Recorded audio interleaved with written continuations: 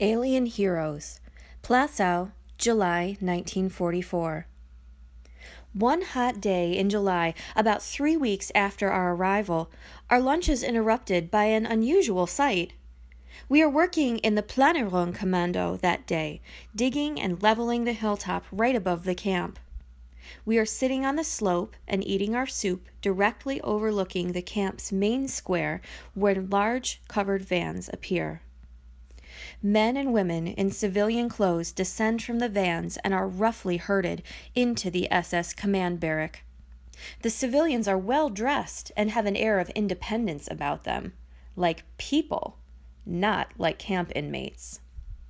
One of the men makes a defiant gesture as an SS man jostles him forward with the point of his gun. The civilian, a tall man in a gray trench coat, turns and jostles the German. A shot is heard, and the civilian in the trench coat collapses. Then he stands up and starts to run. Another shot. The civilian tumbles. A third shot levels him prone on the ground. The civilian begins to crawl, drawing a line of red in the dust. The German soldier goes wild. He discharges a barrage of bullets into the crawling figure, then starts kicking him uncontrollably. All the other civilians are jostled and shoved at gunpoint until they disappear behind the door of the SS command barrack. The single figure in the gray trench coat remains lying in the dust in the center of the square, a pool of blood ever widening about him. We go on eating our soup. There is no time to pause. This is Jacko's commando, the capo under whom there is no talking, no stopping for rest, and barely enough time to finish your soup. The windows of our block face the windows of the SS command barrack, and in the evening we can see the interrogation. The civilians are brought into the room of the commandant one by one and questioned. They are severely beaten in the course of questioning. The shouts of the SS and the shrieks of pain keep us awake all night long. At the morning Zalapal in the main square, I chance a surreptitious glance toward the flagpole where civilians, about 60 people, are lined up. This morning they look more like rag dolls than people.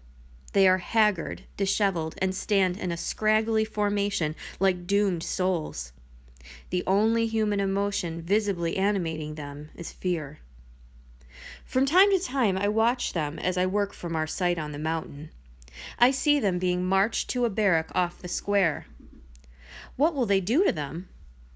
Then about 10 people are marched out into the square and lined up against the center wall opposite the flagpole. One SS man does the shooting. Like target practice, he fells the civilians one by one. The next row of 10 is shot by another SS soldier. Against the same wall, the next 10 are lined up. In order to reach the wall, they are obliged to step over the bodies of the first 10 victims. I see a young woman, also in a gray trench coat, fall on the body of a man she is about to step over, and remain lying draped over the body, until a German soldier hauls her to her feet and thrusts her against the wall. He shoots her, along with the others. Row after row, the firing squad concludes its task and marches off. The bloodied bodies remain scattered about the square. Suddenly, one body, a man, begins to crawl in the direction of the departing Germans. One of the German soldiers notices it and turns. At that moment, the condemned victim hurls himself on the soldier and tackles him to the ground. The other soldiers rush to their comrade's aid and free him from the grip of his profusely bleeding attacker. The wounded civilian is finally felled by bullets discharged from 3 German guns simultaneously. The indifference of my fellow inmates is shattered for the rest of the afternoon. At the risk of grave punishment, we keep glancing down at the prone bodies in the central square of the camp below us. This was my first direct encounter with death. Or was it?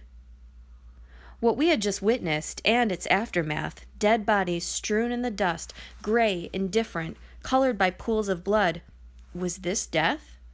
Or was it something else? something much more inexplicable. Toward the evening, as we approach the camp, my throat tightens. I am apprehensive about having to pass the blood-soaked bodies on our way to Zalapel. Will there be a smell? I have heard that corpses decompose fast in the heat.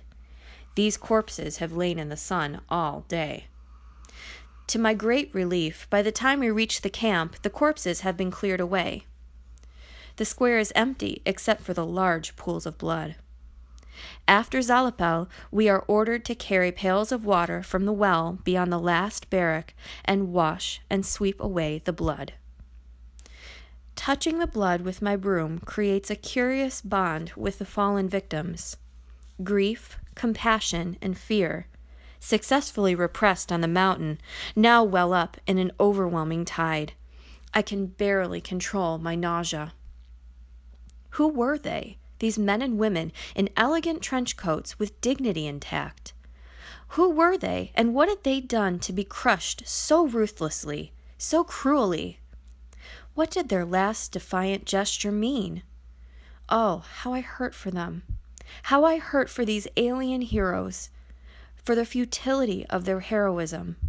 How I hurt for the futility of it all. What is death all about?